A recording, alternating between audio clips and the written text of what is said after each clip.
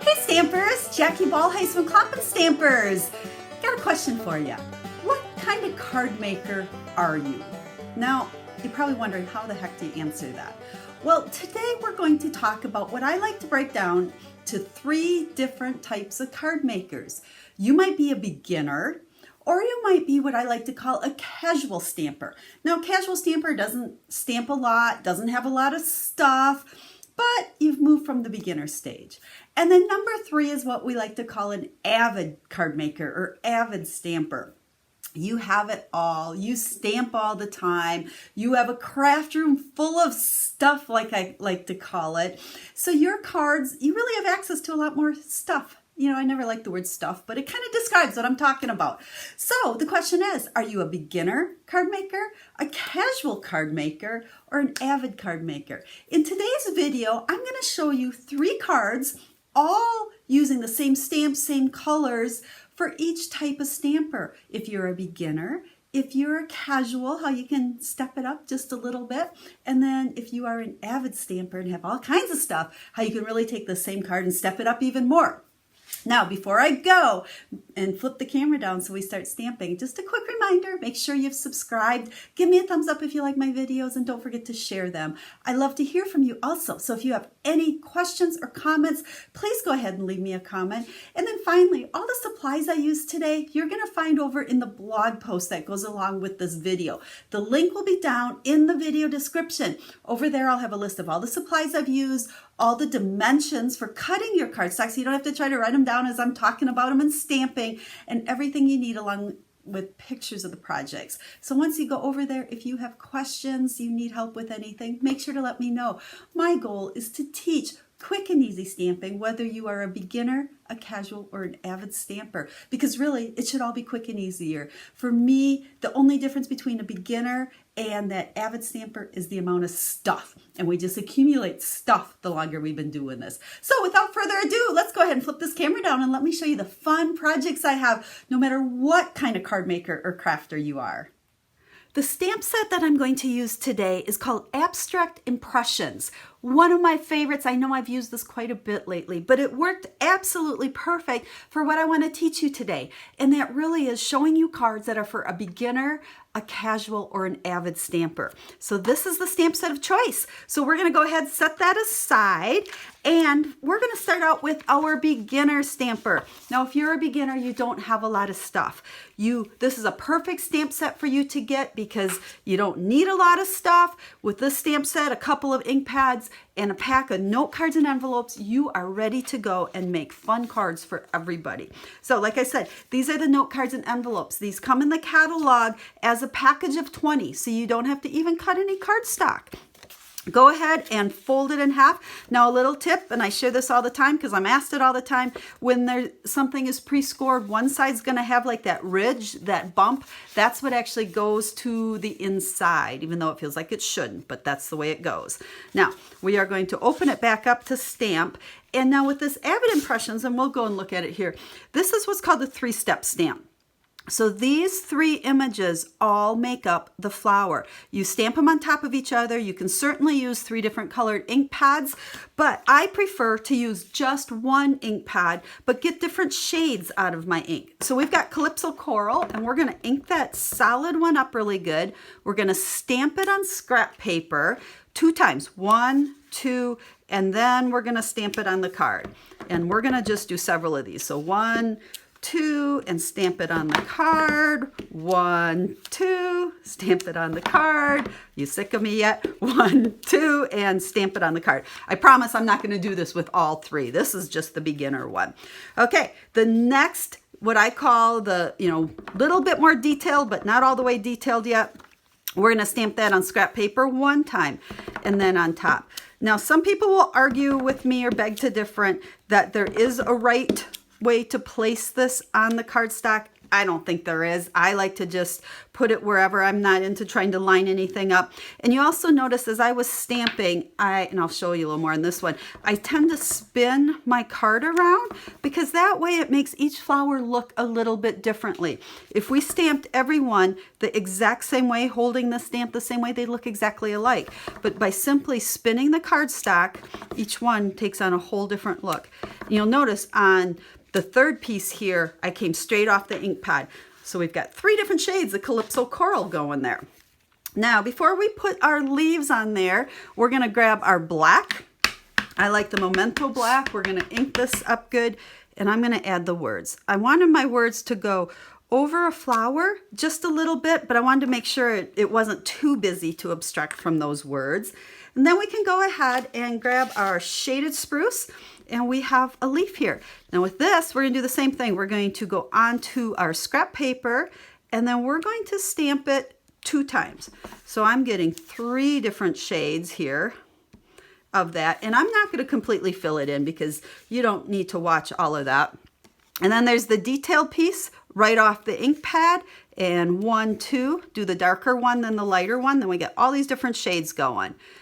And then one other flower I'll show you before I give you the finished one. The smaller flower here, we got Mango Melody, love these names, scrap paper once, and then on our card. And again, notice I'm spinning around here so that each one's gonna look a little bit different. And the detailed part of that flower, you come straight off that ink pad. And once again, I am not lining anything up, keeping it simple. Okay, let's look at the finished card. So here we go. I added these smaller leaves that I put by the smaller flower. I filled in more of those leaves. I did just take some linen thread and I doubled it and tied it around into a bow. So I guess, you know, this is one of my SIP cards. If you don't know what SIP is, that's stamps, ink, and paper. I've been doing a whole video series of SIP cards, so go back and watch them if you'd like. Technically, I guess the linen thread doesn't belong on there because it's more than stamps, ink, and paper, but hey, throw a piece of ribbon on there or linen thread and it's pretty close to a SIP card. And then I just stamped the inside. Again, all of these greetings, all of these stamps are out of that one stamp set. And then don't forget the envelope. Here's the one I did already. We don't want to send any naked envelopes. You've heard me say that before. So there we go. That is what I would call a beginner card. The only thing I used was 3 ink pads plus a black, 1 stamp set, note cards and envelopes, and then the little bit of linen thread with it.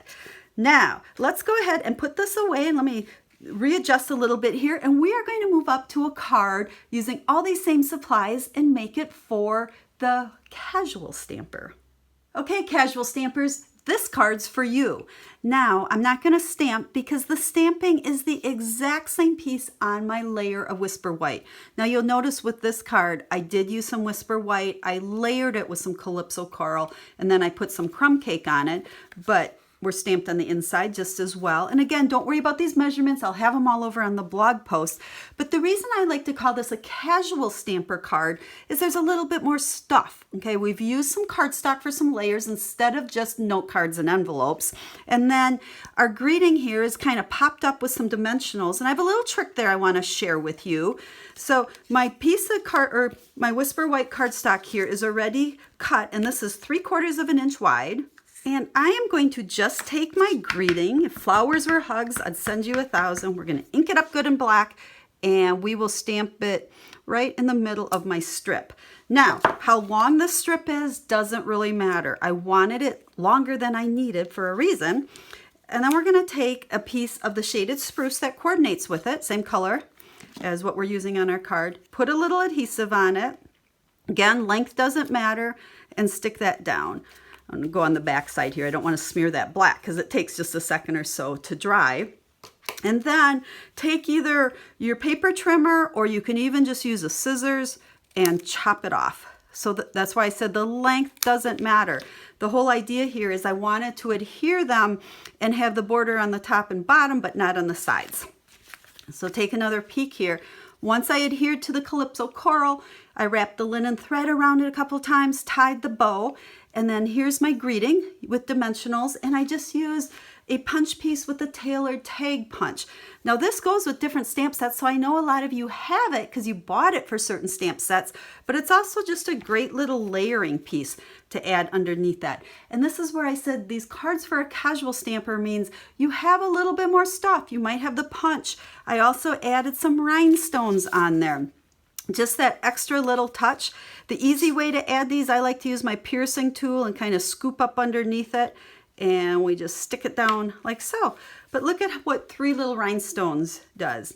Again, inside, and then don't forget the envelope. Now, isn't that a gorgeous card? Again, it's not any harder. It truly is still a quick and easy card. Just takes a little bit more stuff and a little bit longer to do. Now, let me get cleaned up and we are ready for the card for you, those of you that would call yourselves an avid stamper and have a lot of stuff. So give me 1 second to clean up. Okay, avid card makers, this card's for you. Like I said, not any harder. You just have more stuff and you love to buy more stuff. So we're using the exact same stamp set, the same ink pads, the same cardstock that we've used, the Calypso Coral, the Crumb Cake, the Whisper White, but we're bringing in the Springtime Impressions dies. Now this set of dies has the big butterfly, it has this gorgeous flower one. We're gonna actually just use the butterfly on this, but those of you that are what I call avid stampers or avid card makers, you've got a die cutting machine, you love to use dies, so I'm gonna show you kind of a fun way to use your die. Now, I did this already. This butterfly, I cut out of my piece that is 3 3/4 by 5. Again, measurements will be over on the blog on that. I cut it out, and this is step 1. And go ahead and just set this butterfly aside. So we'll put that one over there. Then we're going to use these same stamps, and we're going to do the same stamping. Okay, 1, 2, stamp it the exact same way. 1, make sure you get that 1, 2 rhythm going here. Okay, and then I'm going to go a little bit quicker on this one because you know how to do it.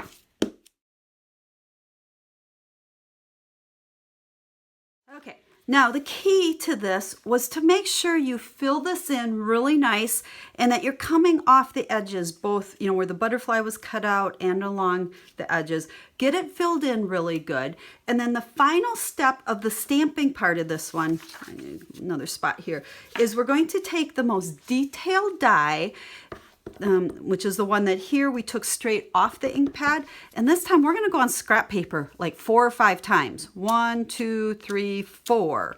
And then we're going to stamp it several times on the card. 1, 2, 3, 4, and a couple of times. 1, 2, 3, 4. There we go. The whole idea was to completely cover the whole entire card. Now, to finish up our card, that's kind of a messy piece of paper, we're going to go ahead and we're going to adhere that onto a piece of the Calypso Coral. And now we're going to bring our butterfly back that we cut out at the beginning and stick it back in there. So let me go ahead, magic a TV. Here is our finished card. So you can see here's the butterfly. I did adhere it with some mini dimensional so it pops up a little bit. I added some linen thread. I just ran the linen thread through these 2 little holes here and tied it into a bow. Added some rhinestones. Like I said, same supplies. We only added the dies. And then for my greeting, I did bring in some white embossing. Use the Versamark with white embossing powder. Now, if you don't know how to emboss, let me know. I have a video that shows how to do that. I'd love to be able to share that with you if you don't know how to heat emboss. I kind of like using black and white a lot. I think it makes the greeting pop. And inside, stamp the same way. So there you have it, guys. We have our beginner card, stamps, ink, and paper, and a little bit of linen thread. We have our casual stamper. You guys have a little bit more stuff. You've been stamping a little bit longer, accumulated a few more things, haul them out and use it. So more layers, a little bit of cutting, a little bit of punch, some rhinestones. There is what we call our casual stampers card. And then finally our avid stamper. You guys have a die cutting machine. You like dies, embossing, all these extra little things, but look at how pretty. Not hard. By no means is this card any harder than this one. Just took more stuff and a little bit more time. So I hope you like this video showing you the 3 different cards depending on what kind of card maker you can consider yourself, leave me a comment. I would love to hear from you. Are you a beginner stamper? Are you a casual stamper? Or maybe you're an avid stamper? And as always, guys, thank you so much for tuning in. And most importantly, if you have any questions or need help placing a Stampin' Up! Order, I would love to help you. I would love to also be your demonstrator that sends you catalogs and helps you with all of your stamping needs.